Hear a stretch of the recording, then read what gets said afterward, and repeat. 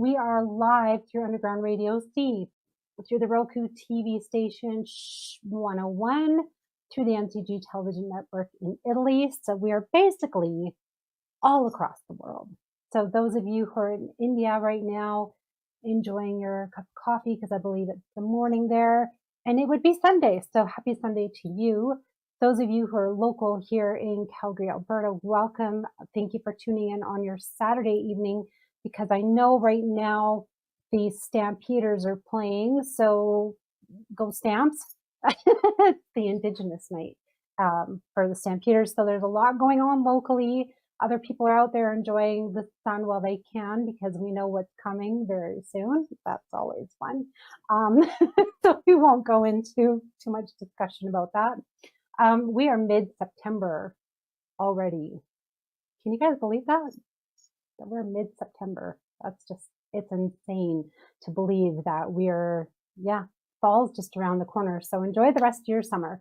With me this evening, if you did not get a chance to read the captions to the posts that I did put up, I've been doing a virtual book tour, I would like to say, because all of the guests, all of the authors in the Culture Revolution book have been coming on to share their little stories, their chapters that they've written for this book, which has been very interesting.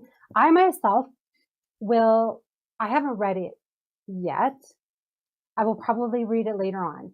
Now, the reason for that is generally because if I read something in advance and I know what it's all about, and I don't get to be surprised over what is being shared to me. So I like to have my shows authentic and raw and, in the now, instead of like, oh yeah, I already know what you're talking about, because my audience, they're in the same group as I am, whereas they probably haven't read the book yet.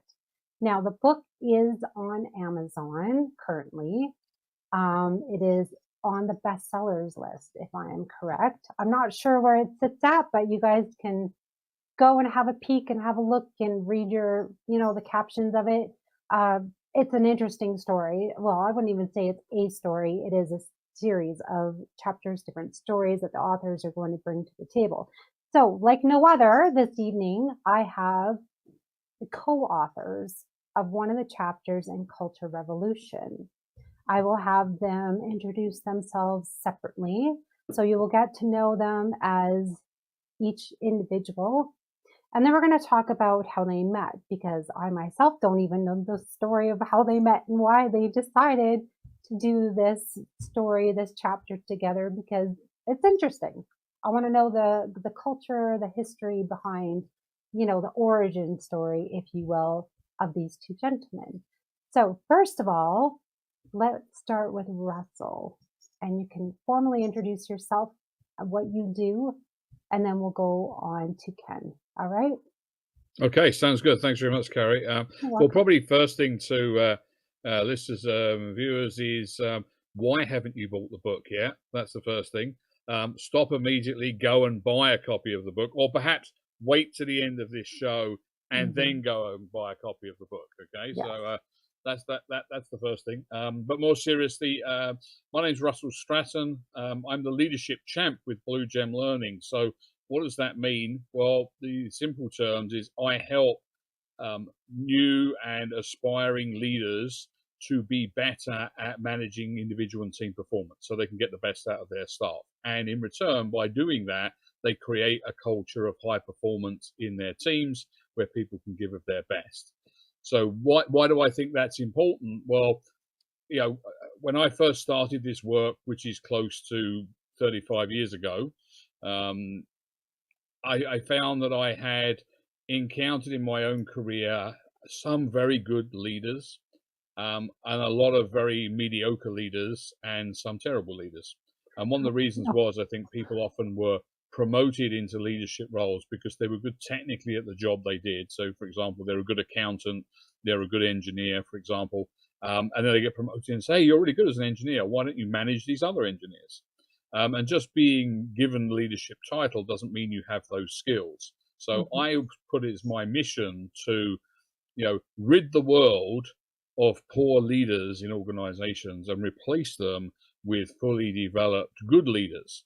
So if I was a superhero, that would be what my mission in life was to create good leaders in organizations. Wow, that's incredible. So we can thank you for good leaders in businesses. Do you have a leadership program outside of businesses that perhaps other organizations can use? Like if it's just maybe schools or, or is it just strictly businesses?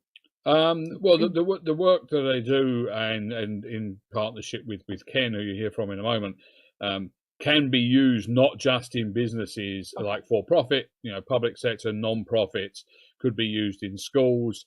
I do quite a bit of work with minor hockey, particularly in the female minor hockey, and developing coaches, both male and female there, and administrators. And so good leadership skills that can be read across any particular industry or walk of life, because a lot of the things that, for example, you would have for a good leader in a business is exactly the same things as you would have with a good coach in a hockey team. Right.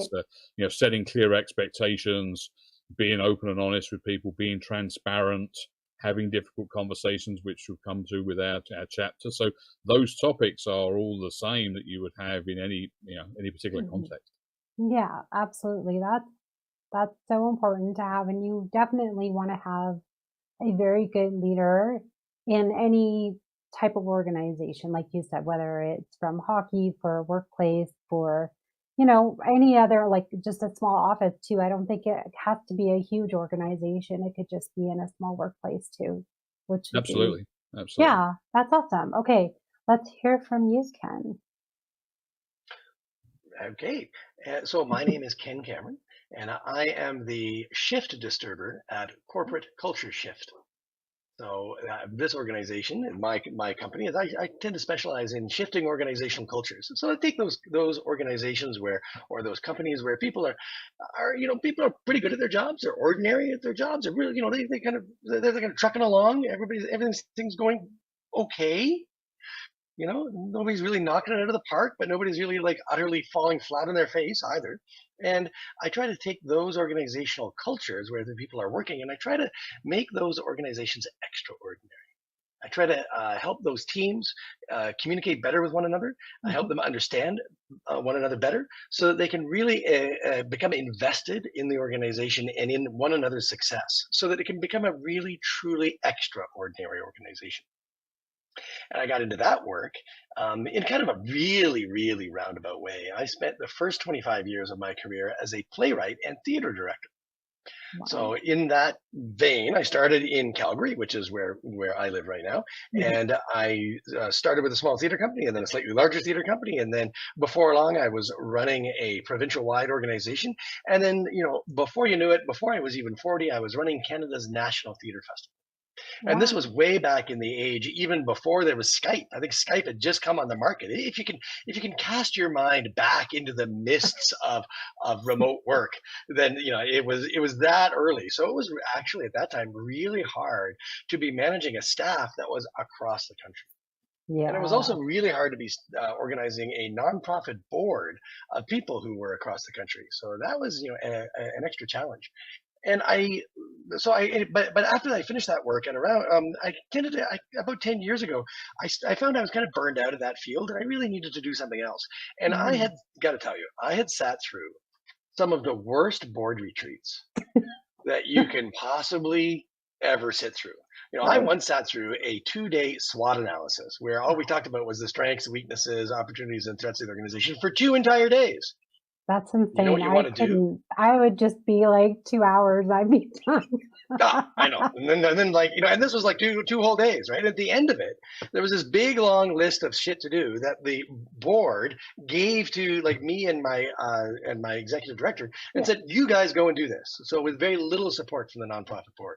So I realized there's got to be a better way to do this. So I set my sights on helping to create better strategic planning sessions for both nonprofits and for-profit organizations. Okay. But then once we've done that, then you realize that, there's this, that expression that's culture eats strategy for breakfast.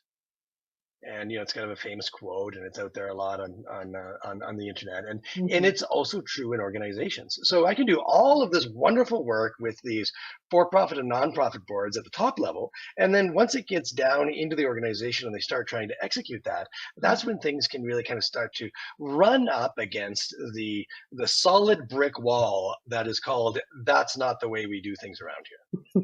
Or if you try to turn left, then it's the solid brick wall of, oh, that'll never work. Right. Or if you try to turn right, then it's the solid brick wall of, we've tried that before. Okay. And before long, you find you're in this box, right? You've experienced some of those things, right? So those are the kinds of culture changes that we try to work around, where we get people to think outside of that particular concrete box that they build for themselves. Because all these things are illusions, or all of these things are stories we tell ourselves. So I try to use my storytelling background that I learned from theater and all of those skills that I've taken from building ensembles in the theater world, and to try to bring those into the corporate organization. And then really, we also got to face it at the bottom. Like, if you can imagine that these are like 3 layers, at the bottom of this layer, there are also a number of individuals where it's like, they're just not going to ever change. Yeah. And they're not changing now, but there is still hope for them.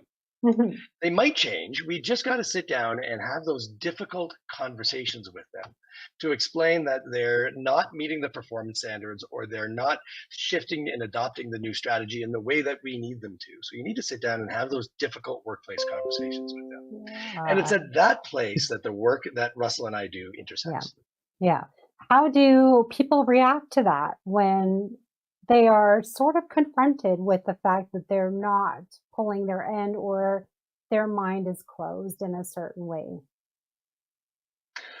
Well, if we think about these 3 discrete areas that I kind of talked about, each of these different kind of area levels of an organization, or individuals of an organization, can have their own challenges. There are people in the top C-suite office who are also resistant to change. So in a strategy session, or a strategy planning session, or a staff or leadership retreat, those people can be just as recalcitrant as individuals in the front line who are, fully paid up union members who are like, I'm not changing for nothing. Both ends of that diagram, of that org chart, can be just as resistant. And so one of the things that we try to do, and we'll probably talk a little bit more about this in the future, is that Russell and I bring our work together in the sense that we bring in a live actor into the workshop room to play the role of the employee who's not moving forward, or not like adopting the new strategy, or is kind of behaving at ways that are at odds with the culture. Mm-hmm. Or the actor could also be playing a customer who is being a little extra demanding, or they need to kind of push back, or they could even be playing your boss. Ooh. And then you as the participant need to kind of push back against the boss, and in order to kind of convey your ideas, or to get things through, or to have that difficult conversation. Managing upwards, as they say. And so we use the actor to portray those different, and then Russell and I work together with the client to write a series of scenarios that the actor can then improvise around. And then this gives the participants the opportunity to kind of practice having those conversations. Interesting. That's good. Russell, what do you think about the role play? And do you guys really find that it's been really helpful to have someone go, hey, okay, this is what you kind of look like, or this is what we see? Do they go, oh, I never thought that, they see it from a different light, obviously, when someone else is role playing that. So has it been like definitely a more positive attitude then? Well, I think there's probably a couple of things, and perhaps I'll loop back to your original question in a moment. But I think from the participants, it's essential. I mean, that's the basic thing that people come back with, is that you can talk about, as a responsibility as a leader, you have to have difficult conversations in the workplace. Mm-hmm. And for whatever reason, performance, attendance, behavior. And by just going through what the process is, and then leaving people with a lot of tools and tips, but never actually practicing it, you're sort of halfway done the job. So the process that Ken described allows us to go the other half, which is, well, let's practice this in a safe environment where the worst thing that's going to happen you in the workshop is that your ego gets bruised for a few minutes. No one's actually going to have a temper tantrum. Nobody's actually going to break down in tears. They may be acting to do that, but they're not going to. It's not the real person. I might. They may, well, you might, but we see where people. That's the fear. And perhaps that links back to your earlier question. People fear the reaction. They fear, well, perhaps I don't want to have this conversation because I might upset someone. Perhaps I don't want to have the conversation because they might get angry. And the vulnerability too of someone going, oh, I didn't realize I was that type of a way in the workplace, thinking they're a head honcho and really they're not really looked upon that well. And then they're like, oh, I should be a little more gentler on my staff or something, right? So, okay. Yeah, and I think it's less for us in terms of watching people do it and then critiquing them, telling them how they should be better, and more of them exploring for themselves as they see, because they're still learning through the reactions of the actor. So if there's something that they do, and perhaps they come in, I tell people straight, they're going to this, and this, and the reaction from the actor is the person gets up and walks out the room. Then it's say, okay, so what just happened? Why? And they can get feedback from the actor, both in and out of character. So you can say, well, okay, you're playing the part of Jenny. Why did you get up and walk out at that point? And they said, well, I'm not sitting there and have someone speak to me like that. Oh, okay. Well, what other options could there be? Let's rewind it. What could you do? Let's ask the room, what options do you have? And come up with 2 or 3 suggestions, and then say, well, I'll tell you what, rewind. We'll go again. Try option A, try option B, try option C. Which one ended up having the best result with the individual? So the beauty of having the improv artists is that they can just rewind and they pretend as if nothing's happened and they just play it again. So people can try out different approaches, but it's in a simulation way. And that's the beauty of it. It's a simulation of the actual conversation, and we can make it as close to reality as possible. Even in some cases when we've worked with senior teams where we've even had like an avatar of the type of individual they're dealing with. They might be having maybe a difficult negotiation that's going on. So the actor has become as close to possible that actual person. So maybe for our listeners, you might be thinking about, well, let's imagine you have to negotiate with Donald Trump or with Kamala Harris, people that we're more familiar with. Well, let's have the actor become that person, all the mannerisms, all the behaviors that we're expecting to see, so that you can practice. And you think, oh, so you then have some confidence in dealing with it.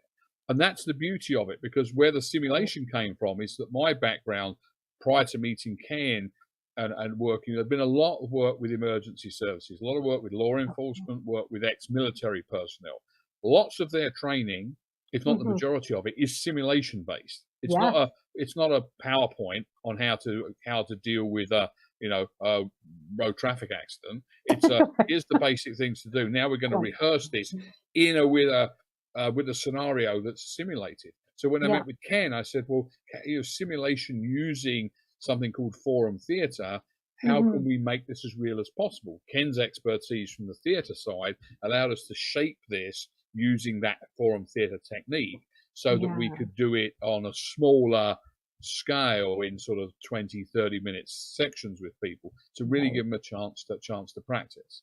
And that's been the invaluable part, because then people can try. I've practiced it myself. I've tried different approaches. I found out what sort of works in this situation, so I can take that away with me and use it tomorrow when I'm back in the workplace. Also, I've watched other people do it, and guess what? If the 3 of us did it now, my approach would probably be quite different to Ken's, would be quite different to yours. But I'm, something because I could learn something from your approach and from Ken's approach, because I wouldn't have thought to do it that way, and vice versa. So it allows people to learn by what's doing and by watching others do it, rather than just in theory, this is what it looks like. Right. Yeah. Then you get a little more hands-on and go, oh, I didn't think of it from your perspective. Let's try from your perspective and then see how that works. And maybe you are right. Maybe I was not necessarily wrong, but looked at it a different way than it should have been. I love that approach. Absolutely. I really do. And I was in improv acting as well before. So I think it's one of those good approaches to have someone come in that's kind of clean. There's nothing rehearsed, because in that way, your mind, just like my shows, these are all improv. I don't have any questions that are prepared. They kind of come up in my mind as I go and go, okay, yeah, this is a good question. I like the flow of the nature of the conversation, because I find if I have everything prepped and scripted, it's too scripted. And then it's like, well, again, the authentic reactions of everything. And so when an improv actor can come into a situation and go, okay, they can figure out how every single person is reacting to a situation and take that. And they're also learning too. Improv actors are always learning and go, oh, I didn't know you would react this way or react that way. And, and they get very vulnerable. That's how in a situation. So you're dealing with everyone in the room at once, having to learn a certain different way and go, hey, but the improv actor can go in and not take sides, which is great because they don't know coming in unless you absolutely prep them, which is never a good idea. So it's like, okay, you're Jenny from the office, and you're set this way all the time. You think, you have to go by the book, every single rule is in place, and you have to put your pencil on the desk this way, and you can only photocopy this way, and that, everything's bang, bang, bang. And then, so the improv actor knows, okay, I'm going to put a piece of paper down this way. I'm going to put my pencil here on the right side on my desk as always. And it's perfect. That's just the way it goes. And then Jenny can go, okay, no, I now see, okay, that looks too strict. It looks too dominant. It looks whatever. And I want the workplace to be happier and fun and lighter. So they kind of learn and know that way, which is, the way it should be kind of fun. So, now let's go into, again, sort of, as we kind of covered mostly the origin story, but how did you guys meet? Oh, that's a lovely, fun story. That well, Russell, you love telling the story. You go for it. Telling it. Okay, you can, both of you can tell it sort of together. Okay. Well, I'll tell that, and then one of the things would be useful. So I was just thinking to loop back to how the giving feedback as the improv artist actor in character was helpful. And perhaps Ken, that story about when we were in Ontario with our HR manager, and that was a useful one to illustrate how powerful that was in that particular situation. But how we met, well, here, many folks, they have networking meetings, which even if you're self-employed, as Ken and I are, you get to go and drum up business and meet new contacts.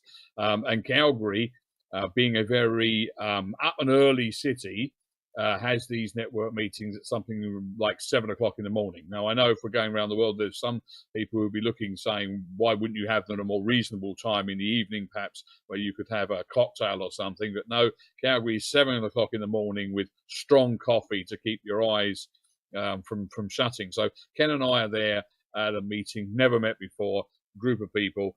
A common acquaintance of ours says, I think the two of you should meet.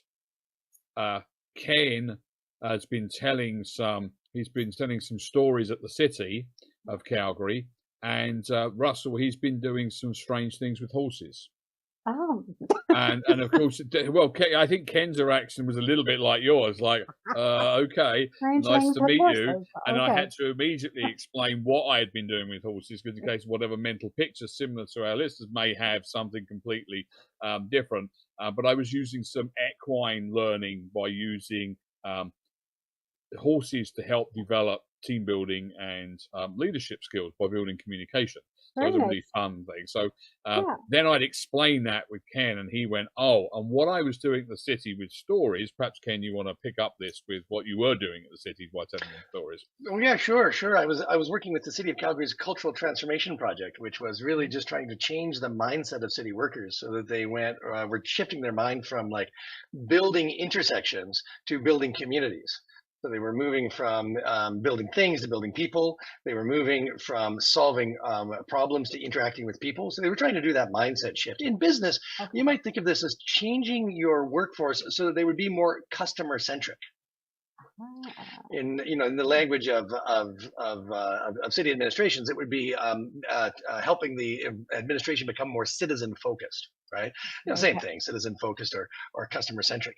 But the problem was that the city is at that time, the city had just been the city manager, which is the top dog, what we would think of as the CEO, had himself been an engineer, and the mayor for the previous 9 years had himself been a property developer prior to becoming a politician. So they were both focused on expanding the city, building new communities, building new interchanges and intersections to service those communities.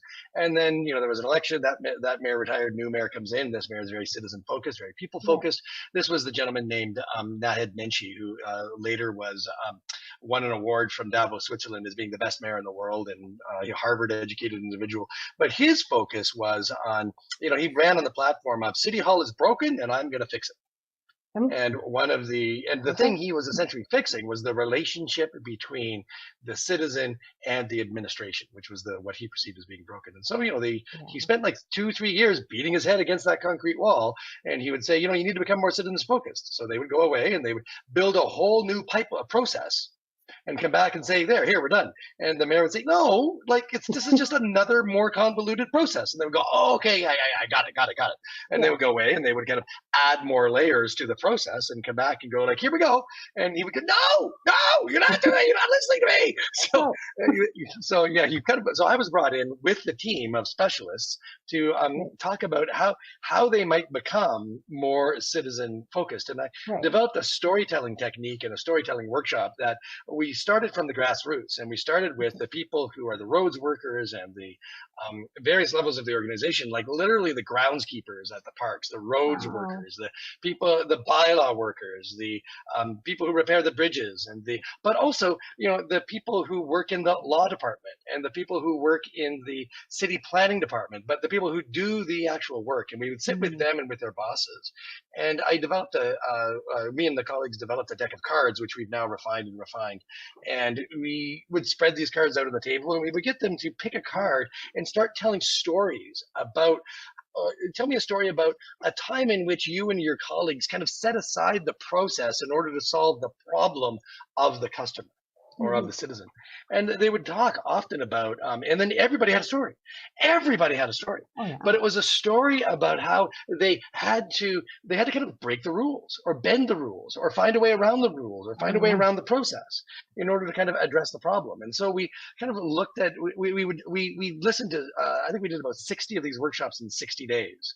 Wow, and that's impressive, actually. It wasn't just 2 days. It was. Yeah, it was actually a 1.5-year long project. But at one point we were doing these workshops, and as I say, we did 60 workshops. And on the 60th day, the city flooded with what has since been the largest natural disaster in Canadian history. Was that the 2013 flood? A 2013 flood, indeed.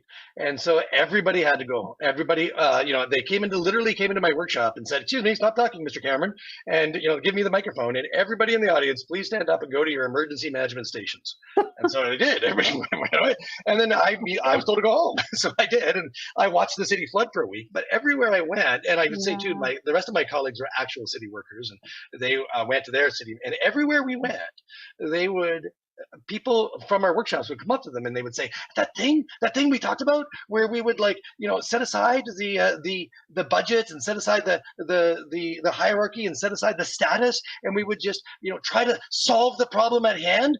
We're doing it now. Right. It was just perfect timing. Perfect timing, right? But then the challenge became, how do you do that in a sustainable way and not in a crisis mode?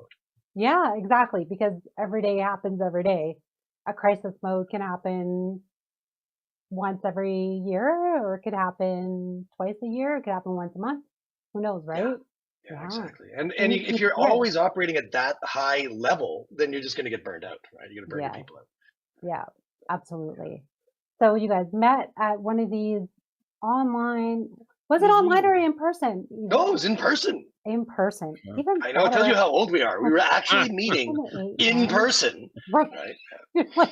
Don't tell me. Well, I've been to a couple networking events, and mostly just, in person, but I've done online, but nothing that early. I don't know who these people are, but They're pretty hardcore. Pretty hardcore. When you got 7 Get up, let's go, business. Yeah. It's But you can see how Russell and I got along. Coffee first. Yeah, coffee first, right? But you can see how Russell and I got along because, like, we were both like sleepy, and we're like, oh, good, somebody to talk to, and somebody interesting to talk to too, right? But also we were like, well, what you do sounds really interesting, and we were both engaged in this idea of moving away from strictly linear thinking into more experiential learning, and that was the thing that really drew us together in the work. Yeah. Okay. Let's go into the chapter. Ah, yes. You know, maybe we should get into that type of business. Yeah. I would like to hear from both of you what your chapter obviously entails some of what we've already spoken about, but more specifically from Russell, Ken center stage, which is great. Love you. Which is great, but I want to know. Mute his microphone. Mute his microphone. You just try. And this may be a two-part, but I want to know who came up with the idea for the chapter. And Russell, your input on the chapter, if you will, please. Okay, so well, really, the idea behind the chapter for this book came from our first book, because we'd written a book just Ken and I. So we're not just going to talk about one book; we talk about two books called "I Need to Effing Talk to You: The Art of Navigating Difficult Workplace Conversations," which was based upon the work we'd done in our workshops around people having, the courage to have those difficult conversations. So we'd use that book to be either an intro to the workshop with the idea you read the book, that sounds great, let's come to one of these workshops with improv artists, or I'm at the workshop, this is great, I don't really want a binder with handouts that I'm going to lose. Why don't I have this nice book that I can take away and impress people when I put it on my coffee table or desk at work?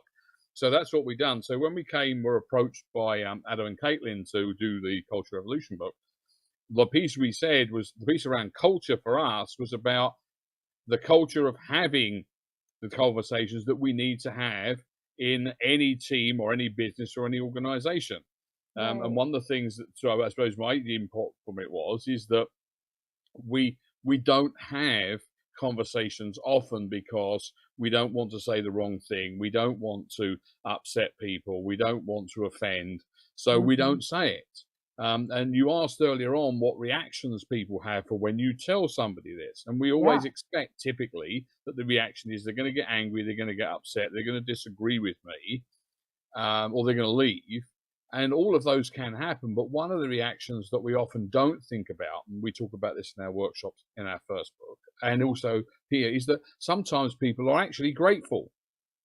Because often people know that deep down that maybe there's something they could do better, and there's somebody that actually cares enough to tell them. Because if I think of it, you work for me, if I don't care about you, why would I bother pointing things out to you? How I could help you to develop, and how I could help you to improve. Because I could just fire you. Why would I bother to tell you to help you develop? And the other thing linked to that is that some people can be grateful in that it's been given them the opportunity to be able to improve, because it's something that they didn't know. And what's worse, of everybody that you work with or you associate with in your sports club or your community association, everybody knows that there's something perhaps you're not good at, or could be better, or irritates other people, but nobody tells you. They just let you carry on, and they will just talk about you behind your back. I mean, Ken and I know of a gentleman who very diligent in what he wanted to do, but did have pretty much of a bad body odor problem. Wasn't aware of it. Now, we knew that we'd spoken about it, and probably everybody else he met would speak about it, and he was going to find difficulty finding a job, because the minute he went to a job interview, people were going to go, okay, I don't think we want to employ him. But nobody told him. So Ken had actually grasped the nettle, took the guy to one side in a private area, and had that conversation with him. The guy wasn't upset. He was a bit surprised, but he was actually very grateful to Ken by the fact that he told him. Because he said, if nobody told me, I would have just gone on in my time trying to get jobs and getting turned down, and thinking that my co-workers are talking about me behind my back, and Right. nobody actually was going to be, Yeah. have the courage to actually have the conversation. So Yeah. that was the culture Aw. we were talking about from our perspective, that if you can build it where we feel there's enough trust in the organization that we can have conversations with each other that could be challenging, Yeah. but ultimately are to look for the better, the greater good of everybody and the Mhm. individual, then that's Aw. the sort of organization we'd sort of want to work for. Yeah, I love that. I really do. And it, like you said, it's very hard to be vulnerable and have people maybe talk about you or whatever. But the worst feeling is that gentleman didn't know that he had a perspiration problem. And then, so I would kind of feel like, oh, everyone's pushing me away, or they're snickering behind my back, or there's just something like you're not like popular kid at school. Like everyone's like, oh, or they're doing, maybe they couldn't even do that, right? Like, so it was nice to be able to pull him aside and go, hey, this. And so did he manage to get the situation corrected then? Yes, yes, and now he's also married, so it's a Okay. great addition. I know, yay! Aw, Yeah, go It's like Ken. solve two Look at that. problems. I Yeah. love that. That's so sweet. Aw. For those of you watching, there we go. Now you have to get the book. Like, Right, right. all in one chapter. Just All in there's one gonna be chapter. That's right. problems. You're gonna be like the underdog, and you're gonna be like a hero at the end. That's so sweet. That is just. It's just like a Disney movie, the downtrodden individual, but then with the intervention, and suddenly they raise up, Right. you get all that choral music at the end, and he skips off with the love of his life. If Ken hadn't told him, look, buddy, you got a body had a problem, this would never have happened. And then Right. Russell makes an appearance as the mouse as the Disney mouse. Yeah. Mickey Yeah. Mouse. Yeah. I shouldn't say the name. No, it's fine. You could say the Yeah, name. right. Well, when we did But the yes. chapter, we also drew when we pulled together this chapter. We also drew from our podcast. Russell and I co-host a podcast together, which is called the "I Need to Effing Talk to You" podcast, so named Yeah. after the book. And we just celebrated 100 episodes. We just released our Wow. 100th episode just this week, just on Tuesday. So that's out there. Wow. And for a lot of it, for about the last 55 episodes or so, we've been interviewing leaders and asking them to bring to the table the most challenging workplace conversation they've had. Oh yeah, that's a good one. Lots of good ones, right? And some of them are with their boss, some of them are with their coworkers, some of them with a business partner, some of them are with some of them with a customer. So there's been a whole gamut of different kinds of conversations that they've had to have, and conversations and what I really love about the podcast is that a lot of, I'd say more than 50%, are conversations that did not go well.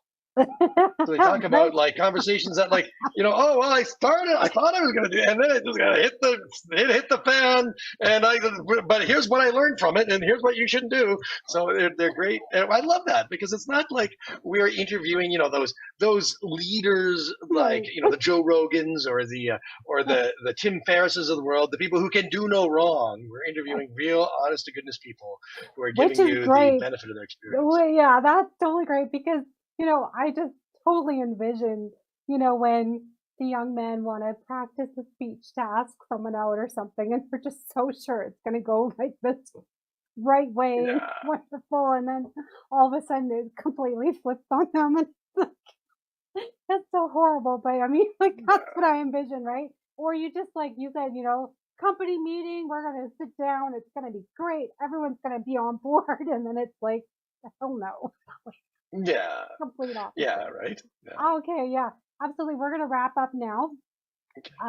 So you guys can because you guys are working together. So one of you can kind of go through the socials of where they can find you, and then one of you guys can fight over it, and one of you can say where to find the Culture Revolution as well, and give all your details. So well, we're going to let Russell take care of that because when he presents all that with his English accent, it just sounds so much more authoritative. Right? Okay. Yeah.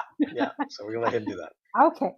Okay. So we'll take things from the top. If people are interested in our podcast, for example, they can check it out on Spotify, Apple podcasts, or any of other streaming platform that they might use. I Need to Effing Talk to You, the podcast. If they're interested in that book, it's available on Amazon. If they're interested in the Culture Revolution, that's also available on Amazon. And they can seek out Ken or I individually if they would like to see what we do by LinkedIn. Both of us are there on LinkedIn, and we both have our individual company websites. Mine is a Blue Gem Learning, and Ken's is Corporate Culture Shift. And we're pretty active on social media, so you'll see us posting wonderfully insightful pieces for people to read and to cogitate over while they're having their morning coffee. And there's also if they want to get up early, they can do that. By 7. But you have to be up and at work by 7 to early bird catches the worm. So is your podcast at 7 a.m. too? Is that? No, it's on demand. You can listen. You can listen to it at 7 a.m., but you can also listen to it at 7 p.m. while you're doing the dishes. Yeah. But all of this is maybe the best place to go for all of this is to ineedtoeffingtalktoyou.com, and from there link to the book, the podcast, and also the online learning courses that we have. Awesome! Thank you, gentlemen, for coming on this evening and sharing your Culture Revolution story, your origin story, and all your other fabulous workplace stories. I think that's so cute. But yeah, go and check out their podcast. I know we're not necessarily promoting the podcast, but it sounds fun. It really does. So, but pick up a copy of Culture Revolution, read it, and then you guys will kind of see as I have my guests on, you'll be go, oh, hey, I know this author. They were, just on the show, or they're just coming up. So then you guys have, a little bit more, you'll have more information than I will, definitely, when it comes around. So yeah, make sure you guys pick that up. Thank you again, gentlemen, and we will be chatting. Well, you get to chat to the guests whenever they contact you, which will be cool. But when I read the book, I'm going to reach out to you guys and give you my review of it. Oh, excellent. Love to hear. Okay. All right. Have a good evening. Enjoy the rest of your weekend. Get out there and enjoy the sun. And we will see you guys later. Thank you. Thank you. Bye. Thank you. Bye. Thanks, everyone, again for tuning in this evening here on Connect.